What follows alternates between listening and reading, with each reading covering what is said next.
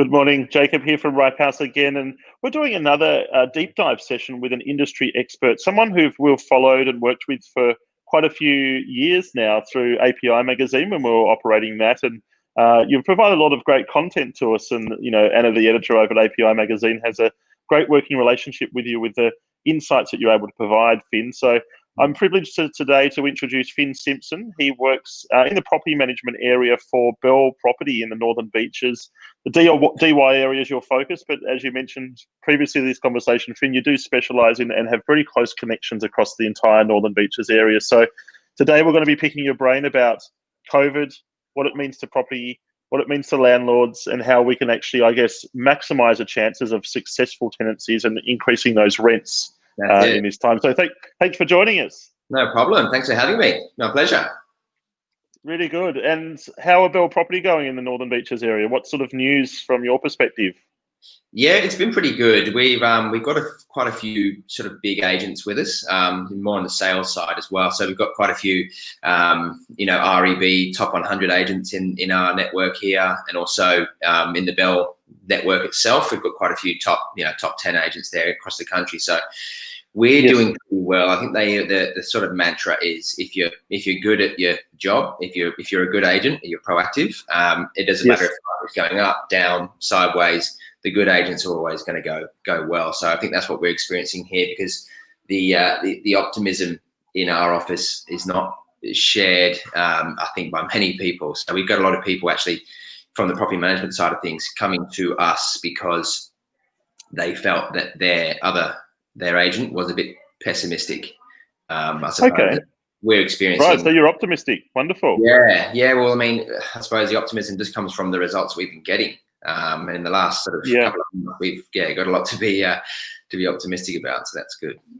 Let's dig into that then, and maybe if we can. Obviously, today our audience are property investors, so if we can learn from you, the knowledge needs to be applied Australia-wide, by the way, Finn. And if anyone wants to have a chat to you directly about managing property in the Northern Beaches, please feel free, and you'll be available to chat and comment on this stream. So if you are, that's wonderful. Thank you. But obviously, we want some nuggets today. We want some takeaways around how we can potentially minimise the impacts of COVID for us as landlords, potentially lower vacancies, and how we might be able to tweak properties and strategies we can use to potentially increase rents. But I think categorically, I've actually got a good friend who's sold up in Potts Point.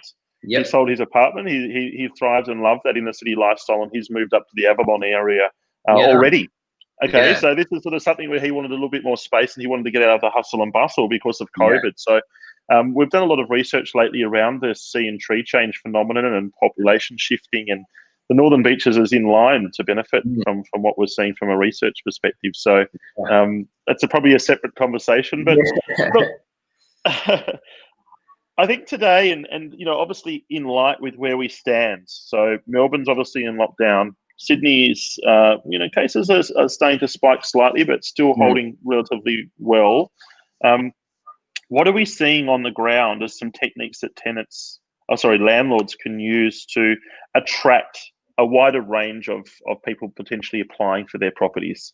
Yeah, so I think the first thing, and it's not rocket science, the first thing is you've got to make sure your rent is accurate. And that doesn't mean what we are seeing is a lot of relet properties where the tenant's moving out and they were paying X amount. The landlord wants us to put it on the market straight away, and obviously he is expecting the same amount.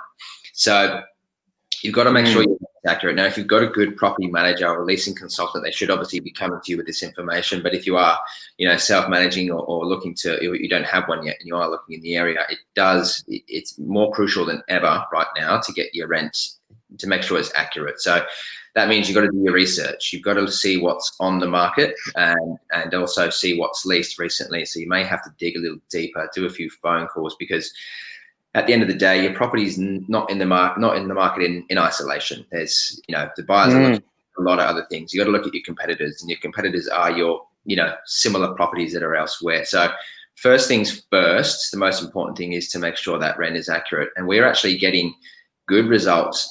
So just before you go on there, Finn, sorry to interrupt there, mate. In terms of you're saying to look at other properties that are currently available for rents, but they might be also a little bit stale as well. They might be on the market for $400 a week. Exactly. But really, the most recent rental properties might be renting for $360, $370. Exactly. So are you saying when you would go and, potentially look at reletting or finding a new property manager for a new purchase, or, you're having concerns with your current manager and you're wanting to find a new one, as an example, if they would do then a rental analysis on the property, it's looking at properties that actually have rented or ones that are asking rent. That's right. And it's obviously different to, it's a bit harder than finding a sold, than the buying side, because you can easily see the sold properties. It was listed for, whatever, $1 million, and it ended up selling for $950 or something. You can find that out. It's a bit harder to do that, especially with the major real estate portals, because they just, once it's leased, it's taken offline. So you don't know. Yes. So the advertised rent was $450. Whether it went for that, you don't know. So you've got to ask. So it's obviously, it's a good way to first listing price to eventual leasing price is what you've got to find out. And you've got to look at the percentage change in that. So if, for example, they're asking $450, but then it ends up going for $400, you're not going to know that unless you dig a little deeper, or if you've got at least a property manager who's sort of, on the ground and in the know. It's very hard to find out because you've got to make calls, and you got to find out. Yeah, it is. It's not something that we've been able to solve as a research company. You can go through government sources, but there's a little bit of a lag there, and it's difficult and expensive. So nothing beats, I guess, the boots on the ground. And so if you have that local knowledge, that's what you'd expect from a property manager, is that they would be fishing out the actual rental prices, which might be 10 or even more percentage either way of the asking rental prices, to have that local knowledge. So yeah, and they've got to steer you in the right direction. They've got to say, well, if I want $450 for my property, but there's one down the road which is for $460, and mine's the same as that almost, so I want that. You should be able to tell them that, yes, but that property's been sat there for 6 weeks or so, and it's getting no one. Yeah, they should probably have a little bit of an idea about the number of people going there. So it's knowing a little bit more about the property. So it's not just looking at your competitors, but then it's also having to dig a little bit deeper and find out exactly where the price is at. That's really interesting. It's a good perspective, because obviously we're all internet warriors. We can all dial up the asking rents and the properties there, but it's the local knowledge to understand where to start that. And I guess what you sort of touched on there is strategically you might want to come into slightly under that, knowing that potentially $430 is the likely rental price, and this one's overpriced, coming straight in there and getting a tenant quickly. And what are some things potentially that we can do in these times to minimize vacancies? So, encouraging tenants to potentially stay on, let's not give the easier answer and saying, hey, we're going to reduce rents. Let's sort of talk about some other strategies potentially to maintain tenants, to continue them on, and to decrease the vacancy times between tenants. Yeah, I think what's most important for landlords at the moment is to understand that, unfortunately, you don't have the power at the negotiating table at the moment, which has been pretty much very different. If you've been a property investor for less than 10 years, you've pretty much always been in the driving seat, and whatever you sort of want, to an extent, you're probably going to get. If you can always have the and where you just say the tenant can go. So it's understanding that at the moment you're probably you don't have the power at the negotiating table, and you are going to have to sort of give in, as it were, to a little bit of the tenants' things. And that's not, as you said, not necessarily just dropping the rent straight away. It's about do you maintain the property well? If the property becomes when a tenant requests a maintenance, are you getting onto it straight away, or are you sort of fumbling around, stalling, and you're not getting onto it straight away, or just refuse? Are there any bits and pieces you can do to update the property to make it better for them? Sometimes tenants just want to know that their landlord cares about them and cares about their way of life, and it, because then they can sort of it does add up. They can go, we did think about leaving, but our landlord's really good to us. So it does weigh in heavily. So the landlords out there who are sort of a bit old-fashioned perhaps, and just thinking that tenants are treating them, I don't want to say second-class citizen, but you do get some landlords who think that way. Treating them as real people and addressing their concerns, making them know that you're you care about them and their welfare, and especially their current position in this environment. You know, if they've lost their job, yeah, maybe obviously that was a big thing at the time when it first happened about, you know, rent reductions and agreeing, things like that. Maybe just, it doesn't hurt to just listen to them and hear them out and try and help out where you can. So a little bit of COVID love doesn't go astray. That's right. By the sound of it. That's it. And look, these are things. It's a great point you make, because we have gone, and obviously the country is made up of many different markets pulling in different directions. So you know, the tenants have a lot of pull at the moment in Melbourne. I think Sydney, from our observations, is about 50-50. You're sort of hinting that might be sort of favouring the tenants slightly more than the landlord. Yes. You know, other markets are still heavily in the landlord's favour, by the way, across the country. But you know, we're going back to basics, and probably what you're sort of touching on is, let's be a good landlord all the time, and that's potentially going to increase our bottom line. But it's also, hey, this is ethically and morally the right thing, and this is, as a good person, is sort of doing this. But can you sort of talk about what we could potentially do in terms of the properties to, I guess, help separate from the crowd, and obviously with an eye on vacancies and finding that right tenant? Any sort of suggestions you're seeing there? Well, what I can suggest in a crowded market, if you are in one of these sort of metro areas that are experiencing a bit of shift in dynamic in, you know, favouring tenants and not favouring landlords, what you need to do is set yourself apart.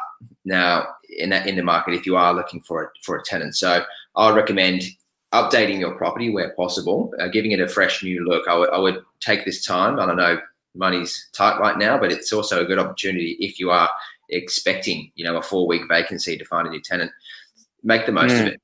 Property's empty. I would be doing things that you know, thought that maybe had been complaints in the past, or the last time you leased it, you know, they said that the carpet was a bit knackered. So now that there's no one in there, take the opportunity to do this. And then also, once you've done these updates, and you don't have to go, you know, spending thousands and thousands of dollars. Sometimes you know, fresh carpet and a lick of paint does the trick. It really does brighten up the property. But once you've got that, and I can't stress this enough, is you've got to show this off. When you're on the market, you need to show your property in its best light. So that means, you know, we treat our rentals like sales campaigns. We really do try and make the most out of them. So we get professional photography, because it does make a big difference, because you see too many people who have their, you know, just a shot mostly on their phone. The lighting's all off. If you don't have a wide angle lens, rooms can look tiny and boxy.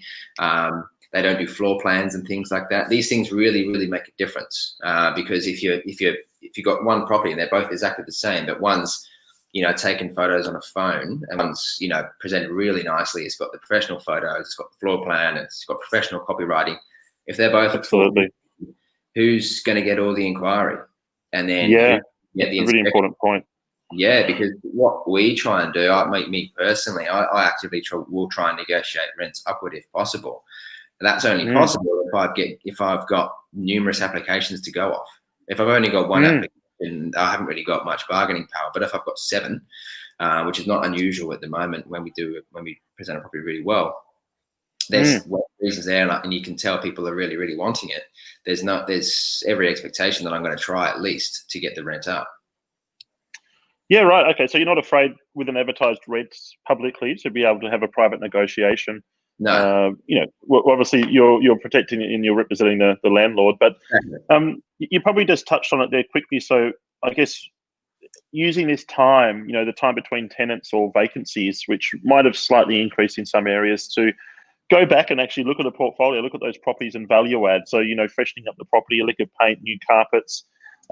These are sort of often, when I was younger and when I was accumulating properties in my 20s, you know, quite heavily, it was always about, how many properties do you have? You know, that was always what we focused on. It wasn't on quality or why you're really buying those properties. And, you know, I'll buy a property and it'll always be the next one. We wouldn't really look back respectively and go, well, hang on, how can we maximize value here? How can we maximize rents? And all those extra $10 or $20 a week, they all add up and they're all very important. So I guess these times potentially are putting more emphasis on the going back and actually maximizing what we do have, you know. So as you sort of mentioned with those types of renos, is you're getting sort of direct feedback. So anytime when you're leasing a property, you're going to get a certain number of people through, and if your agent's good, he's going to tell you the good feedback and the bad feedback, because the bad feedback is sort of, as it were, constructive criticism. So if they're telling you the last time you're on the market and they're telling you that I like the property, but this is, I don't like this, I don't like this, I don't like that. Take note of those things, because you may not do it now, but the next time you are, expecting a longer vacancy, like for example, now, when you're not expecting a tenant to just slot in straight after the next one, you've got a bit of time and you can actively work on those things which you've been told by your customers, as it were, the tenancy market, what you need to improve. So don't just sort of glide over those things. Take a note of them and pencil them in, and budget for it, because I think, having the cash ready to go for the next time it's vacant, and being able to do those things, it's obviously, it's not useful for right now perhaps, but it's it's for the future, for future planning. And if most investors are long term, when which I believe they should be, and it's something that you can do over time. I would almost double down as well, Finn. Maybe talking to the property manager who is an expert around what people are wanting in the area. It might even be an extra ensuite, or it might be the kitchen reno, the type of finish that's required. Because this is a time, if you've got that money sitting there and you're wondering what your next move should be, we don't have to rush things. You can go out and you spend your $20,000. You've obviously got to make sure you're not overcapitalizing, but spending that 5% of a purchase price to fix up the kitchen, the reno, the bathroom, polishing the floorboards, painting we've always painted our investments whisper white and the same tiles, the same floorboards, done everything the same. But going through and doing that, even if you're spending your own cash, which is a scarce resource, if you've got an income, you're still employed, you can go in, you might get $30, $40, $50 a week extra rent for that type of reno, and obviously work closely with the property manager to work that out. So what the profit's going to be, but then you can go to the bank, you can extract that equity, and then the serviceability on that loan is going to be far higher because of the higher rent. So potentially it might be able to help you unlock and to continue purchasing. And start sooner. And it doesn't even, sometimes it's not even, if you go, tenants are liking this and this these days, and you go, I'm going to have to do a kitchen reno or a bathroom reno, it's going to cost me 20, 30 grand. It's not always the case. Sometimes people just want a bit more space and storage. Storage right now, especially on all the beaches, is huge. I guess we're just accumulating crap and we don't want to get rid of it. So there's simple things that we can do. I had a client last week and she had a high roof in her garage, and I just said, if you can spend a couple of grand, get a carpenter in here to put a timber mezzanine in, so you can huge. That's awesome. Huge, because surfboard boxes, stuff that you're never going to use but you don't want to throw out, it's big. And if you can advertise storage, it's getting lapped up by the tenants at the moment.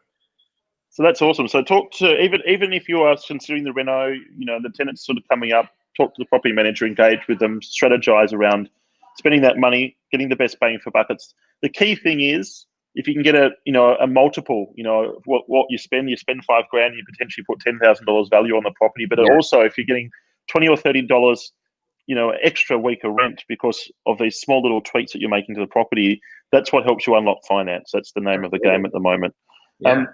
Look, we've got a question. I can't see the names of people when they're asking questions, so I do apologise. And feel free after this live recording to continue asking them, obviously. But the questions come through. How have you been managing requests for rent reduction? So has that been something that's been an issue for you, and how have you been navigating that? So we had a system. So straight away, we put it back on to the tenants, essentially, because there was, the chance of, there was obviously genuine people that needed help because they lost their jobs, whatever it may be.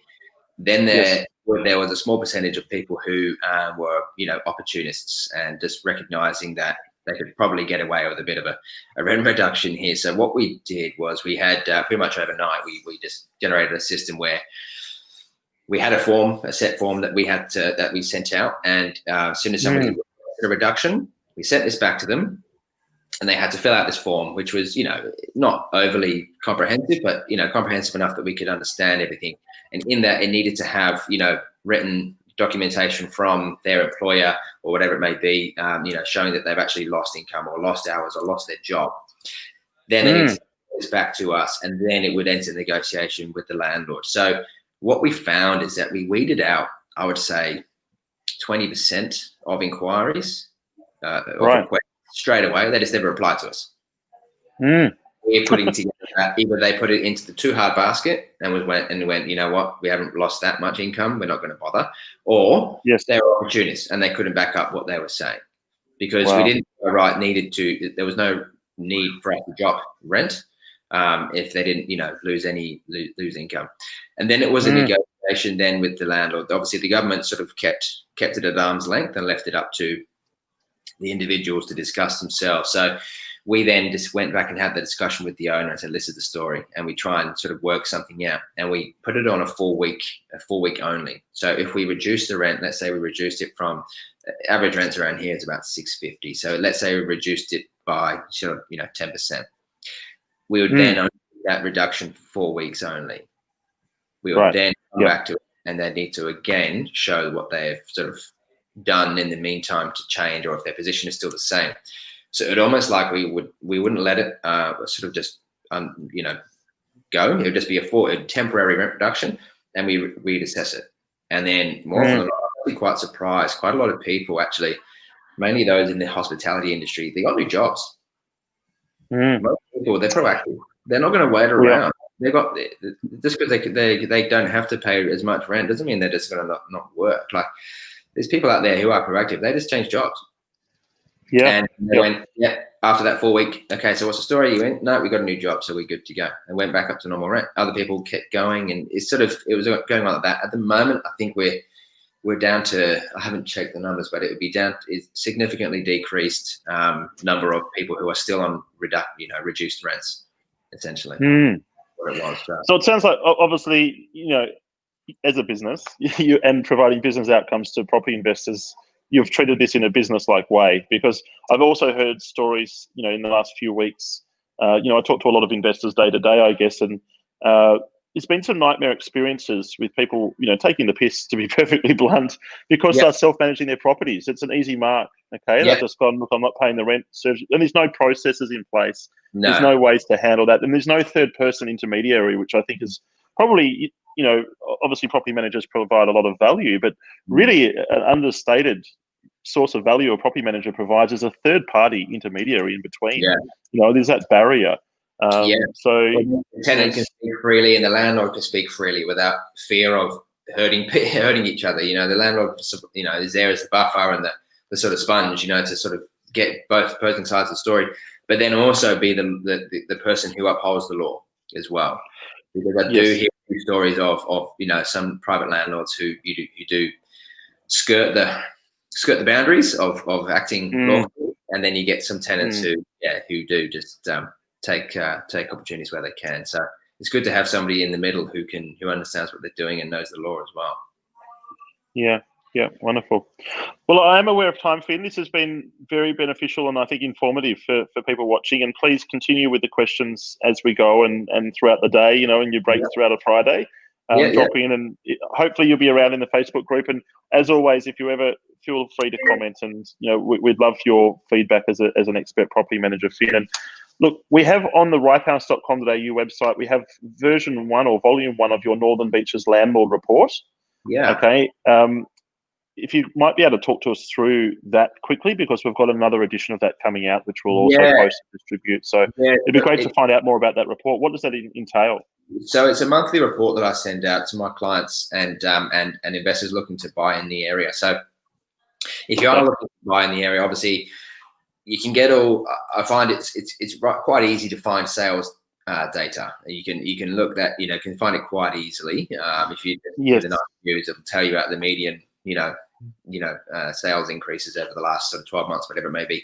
It's a little bit harder to find the actual rental statistics that you want to find out. So things like vacancy rate, days on market, things like that, average rent increases and decreases over the year, over the quarter. And then also demographics, finding out who is in your area, who your renters are in your area, who you need to appeal to in your market next time you're looking to buy. Really important.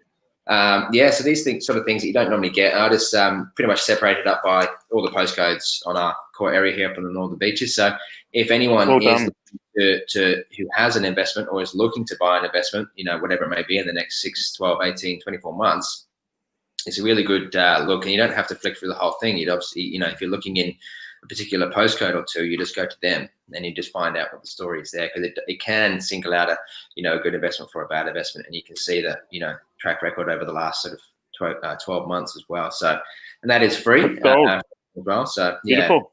Yeah. What about if they post in the comments if they would like that report, and are you able to sort of contact them via private message? Would that work well?